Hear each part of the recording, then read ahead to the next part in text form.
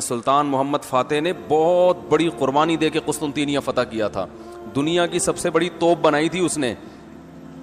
اور آج ہماری صرف باتیں توپ ہیں, باتیں ایسی کریں گے جیسے بہت بڑی توپ ہیں ہم. کوئی عمل ہمارے کیا ہیں؟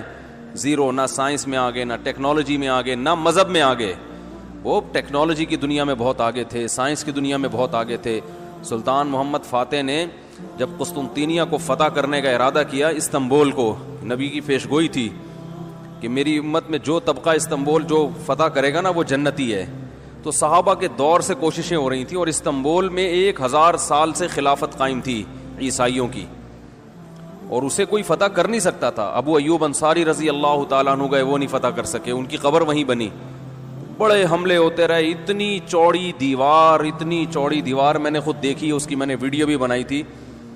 اور اتنی لمبی دیوار شہر کے گرد کہ اس کو ناممکن اسباب کی دنیا میں, ایئر اٹیک تو ہوتے نہیں تھے نا اس زمانے میں, جانا تو پیدل فوج نہیں تھا, جائے گی کہاں سے بھائی, چڑھے گی کیسے اس پہ؟ سیڑھیاں لگا کے جو چڑھتے تو اوپر انہوں نے گرم تیل گرم ہوتا تھا, اس کے دیگ رکھے ہوئے ہوتے تھے, تو وہ دیگ الٹتے تھے تیل ڈال کے. کوئی چڑھ نہیں سکتا تھا, بہت زبردست ڈیفنس تھا, کوئی میلی آنکھ اٹھا کے دیکھ نہیں سکتا تھا, اور جتنی لڑائیاں ہوئی سب ناکام ہوئی تھیں. سلطان محمد فاتح نے کہا بھائی نبی نے خوشخبری دی ہے, ہم فتح کر کے چھوڑے گا. پھر وہ مشہور واقعہ ہے, اس نے کیا کیا کہ خشکی میں کشتیاں چلا دیں, سارے جانور راتوں رات ذبح کیے, ان کی چربی پگھلا کے پتھروں پہ بچھائی گئی ہے, اس پہ سمندری جہاز بٹھا کے.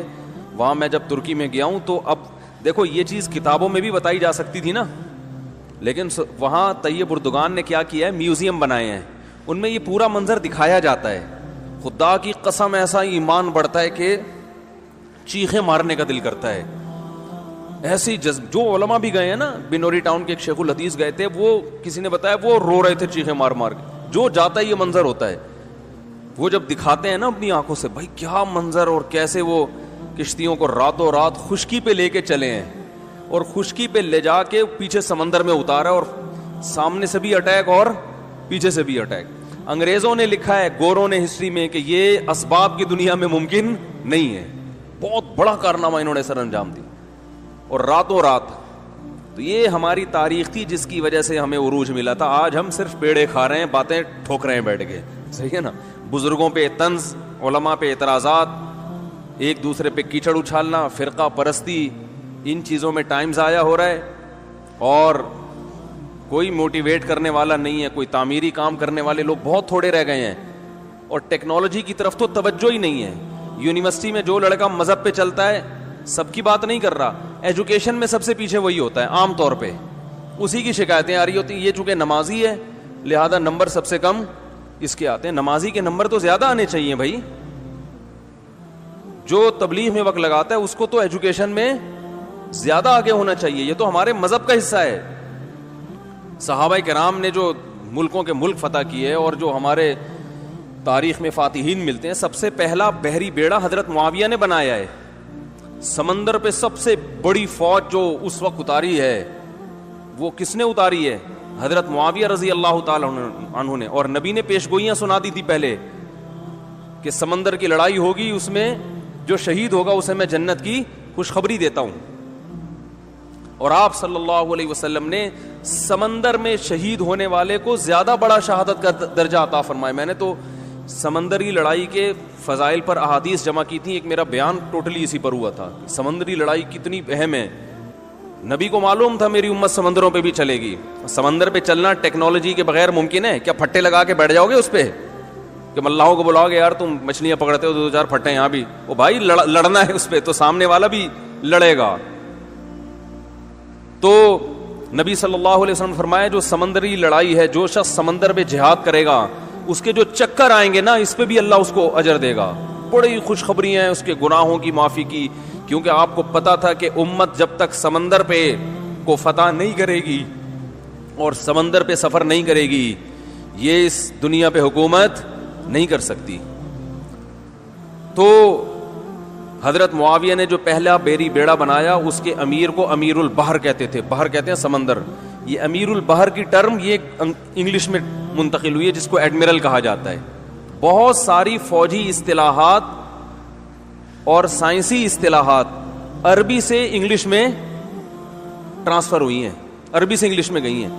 آج میڈیکل سائنس میں بہت سے الفاظ ایسے ہیں جو عربی سے انگلش, مسلمان سائنسدانوں کے تھے وہ, لیکن اب دیکھو حال کیا بنا دیا. ایک نمبر کے سست نمازیوں کی حالت تو دیکھ لو جا کے. سب سے سست ترین جو ہوگا وہ دیندار بنا ہوا ہوگا. سب کی بات نہیں کر رہا, ڈاکٹروں میں ہم نے بڑے اچھے اچھے دیندار دیکھے ہیں, سائنسدانوں میں, ایٹمی سائنسدانوں میں تو دیندار زیادہ ہیں الحمدللہ, لیکن میجورٹی کی بات کر رہا ہوں کہ پتہ نہیں کہ ہمارے ذہن میں یہ کچھ ایسا کسی نے, شیطان نے بات ڈال دی ہے کہ ہم نے صرف جو ہے ایک طرف کو فوکس کیا ہوا ہے, دوسری طرف کو ہم نے بالکل نظر انداز کر دیا ہے. تو بھائی جس طرح سے دین کی تعلیم انتہائی ضروری ہے, اس کی کوئی اس کی اہمیت کی کمی کا انکار نہیں کر سکتا. انگریز جو تباہ ہو گئے نا, فیملی سسٹم تباہ ہو گیا, زنا معاشرے میں پھیل گیا, والدین اولڈ ہوم میں, وہ وجہ کیا, مذہب نہیں ہے نا, مذہبی تعلیم نہیں ہے. لیکن ہم جو معاشی لحاظ سے تباہ ہو گئے اور ترقی میں پیچھے رہ گئے, وجہ کیا ہے, مادے پہ محنت نہیں کی ہے. تو دونوں محنتیں ضروری ہیں.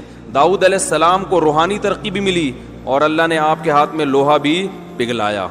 کیوں پگھلایا؟ تاکہ لڑیں, کیونکہ صرف نمازوں سے لڑائی ممکن نہیں ہے. ذکر کرتے تھے نا داؤد علیہ السلام, چاروں طرف سے پرندے جمع ہو جاتے تھے, ایسی خوبصورت آواز میں تلاوت کرتے تھے, ذکر کرتے تھے. وَالطَّيْرَ مَحْشُورَةً كُلٌّ لَهُ أَوَّابٌ, قرآن کہہ رہے پرندے, اور یا جبال اوبی ماہو والطیر. جب اللہ کا ذکر کر رہے پہاڑوں سے بھی لا الہ الا اللہ کی آوازیں آتی. یہ ذکر تھا, لڑنے کے لیے یہ نہیں ہے کہ اے داؤد ہم نے آپ کو ذکر بھی دیا اور آپ جو ہے روزے بھی رکھتے ہیں اور تہجد بھی پڑھتے ہیں, لہذا اب آپ کو تو اسلحہ بنانے کی ضرورت نہیں ہے, ویسے ہی فتح ہو جائے گی ایمان کی طاقت سے.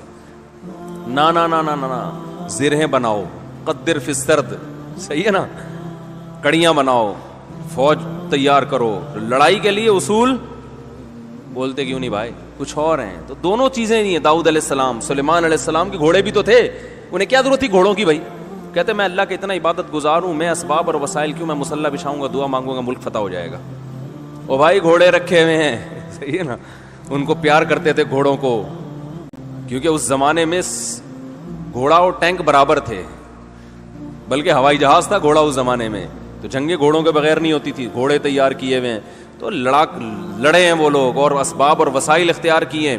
آج ہم پیڑے کھانے والی باتیں کرتے ہیں اور پیڑے کھا رہے ہیں بیٹھ کے, اور سمجھتے ہیں کہ بس یہ قرآن خوانیوں سے اور آیت کریمہ سے مسائل کیا ہو جائیں گے حل. تو یہ بھی ضروری ہے بھائی, وہ بھی ضروری ہے.